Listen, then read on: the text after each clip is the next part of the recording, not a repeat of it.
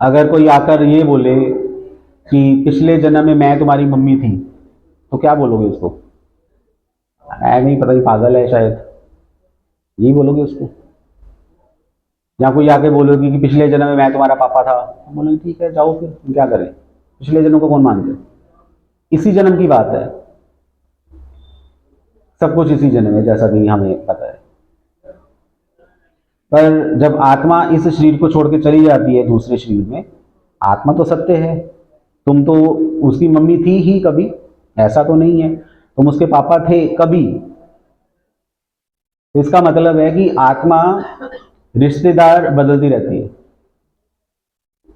आज ये इसको मम्मी बोल रही है, 20 साल पहले किसी और को मम्मी बोल रही थी, 50 साल पहले ये किसी और को अपना पापा बोल रहा था।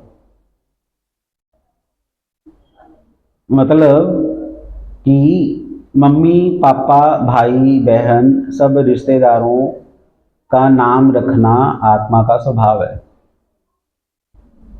ये उस व्यक्ति की तरह है जो हर 10 साल बाद अपनी पत्नी बदल लेता है। क्या बोलोगे उसको? हर 10 साल बाद उससे पूछो ये कौन है, ये मेरी पत्नी है, तो पिछली कहाँ गई, पता नहीं, मुझे नहीं पता, अब ये है। कभी यकीन करोगे उस पर कि इसकी असली पत्नी कौन सी है? कर पाओगे?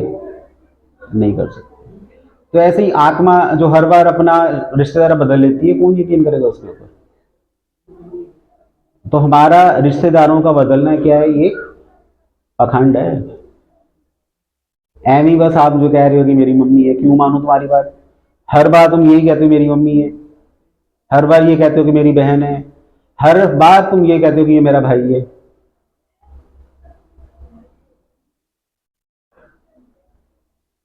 और शायद हम भी इसी कंफ्यूजन में हैं जो लोगों की बात को सच मान लेते हैं। कोई हमें अगर मम्मी कहता है तो हमें लगता है कि मैं सच में इसकी मम्मी हूँ। बहुत बड़ी कंफ्यूजन है ये, इसको माया कहा जाता है।